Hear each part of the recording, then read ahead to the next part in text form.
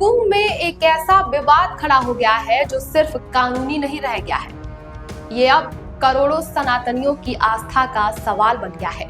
मेला प्राधिकरण ने ज्योतिष पीठ के शंकराचार्य स्वामी अविमुक्तेश्वरानंद सरस्वती को एक कंट्रोवर्शियल नोटिस भेजा है, जिसमें सीधे सीधे पूछा गया है कि आप किस अधिकार से खुद को शंकराचार्य बता रहे हैं, जबकि ये मामला सुप्रीम कोर्ट में पेंडिंग है। लेकिन इस मामले में बड़ा ट्विस्ट ये है कि जब शंकराचार्य की लीगल टीम 8 पन्नों का करारा जवाब लेकर मेला प्राधिकरण के ऑफिस पहुंची तो वहां एक भी जिम्मेदार अधिकारी नहीं मिला और फिर जो हुआ वो देखने लायक था। अनुयायियों ने प्रशासन के दफ्तर के गेट पर ही लीगल रिप्लाई चिपका दिया और उस रिप्लाई में आखिर क्या लिखा था वो भी बताएंगे। सुप्रीम कोर्ट के सीनियर एडवोकेट अंजनी कुमार मिश्रा ने साफ साफ कहा है कि ये नोटिस मनमाना है और दुर्भावनापूर्ण है और कोर्ट की अवमानना के दायरे में आता है। नमस्कार, आप देख रहे हैं द बेस्ट ऑफ मीडिया और मैं हूं आपके साथ साध्वी दुबे। अब सवाल ये है कि आखिर ये विवाद शुरू कैसे हुआ? क्या सच में सुप्रीम कोर्ट ने शंकराचार्य के खिलाफ कोई ऑर्डर दिया है? और सबसे बड़ा खुलासा, जिस वासुदेवानंद सरस्वती को प्रशासन मान्यता दे रहा है, उन्होंने कोर्ट में गलत हलफनामा कैसे दे दिया? आज हम इस पूरे मामले की तह तक जाएंगे। हर सवाल का जवाब मिलेगा, तो हमारे साथ अंत तक बने रहिए। सबसे पहले इस बात की पुष्टि करते हैं और इस मामले को समझते हैं कि आखिर हुआ क्या था। दरअसल बीते मंगलवार को प्रयागराज माघ मेला प्राधिकरण ने जगत गुरु शंकराचार्य स्वामी अविमुक्तेश्वरानंद सरस्वती को एक नोटिस भेजा और उस नोटिस में सीधे सीधे लिखा गया था कि आप किस अधिकार से खुद को ज्योतिष पीठ का शंकराचार्य बता रहे हैं, जबकि ये मामला सर्वोच्च न्यायालय में अभी तक विचाराधीन है और सबसे विवादास्पद बात, उन्हें सिर्फ 24 घंटे का समय दिया गया इस मामले में जवाब देने के लिए। अब यहाँ पहला सवाल ये उठता है कि मेला प्राधिकरण जो सिर्फ व्यवस्था और सुरक्षा देखने के लिए बनाया गया है, जिसकी आपूर्ति सिर्फ सुरक्षा व्यवस्था की है, वो किस धार्मिक पद की वैधता पर सवाल उठा रहा है? और आखिर धार्मिक पद की पर वैधता का सवाल उठाने का अधिकार किसने दिया है? क्या मेला प्राधिकरण को यह अधिकार है कि वो तय करे कि कौन शंकराचार्य है और कौन नहीं? ये वो सवाल है जो इस पूरे विवाद का केंद्र है। और सबसे बड़ी बात, इस नोटिस का समय बेहद ही संदिग्ध है। ये नोटिस ठीक उस समय आया जब शंकराचार्य रथ यात्रा करके स्नान के लिए जा रहे थे और प्रशासन ने उन्हें रोक दिया था।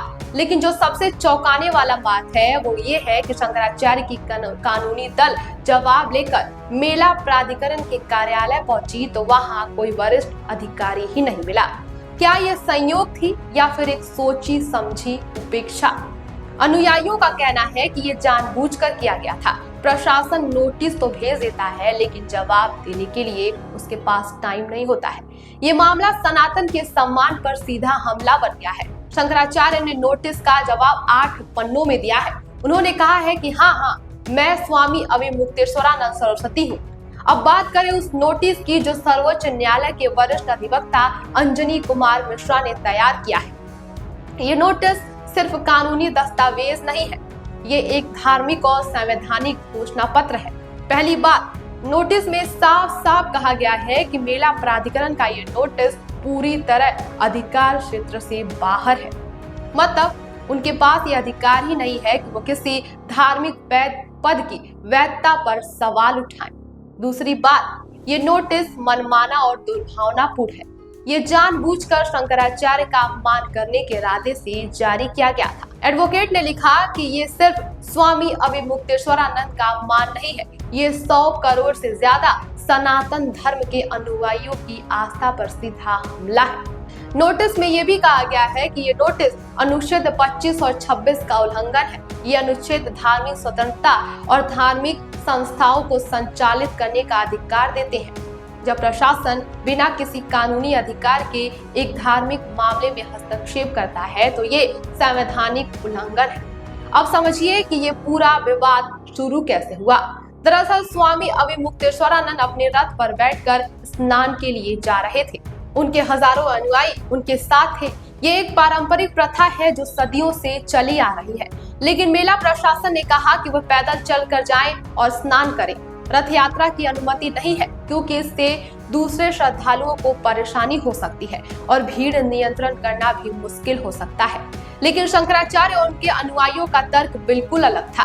उनका कहना है कि अगर शंकराचार्य पैदल चलेंगे तो लाखों भक्त उन्हें छूने के लिए और उनके पास आने के लिए भीड़ लगाएंगे।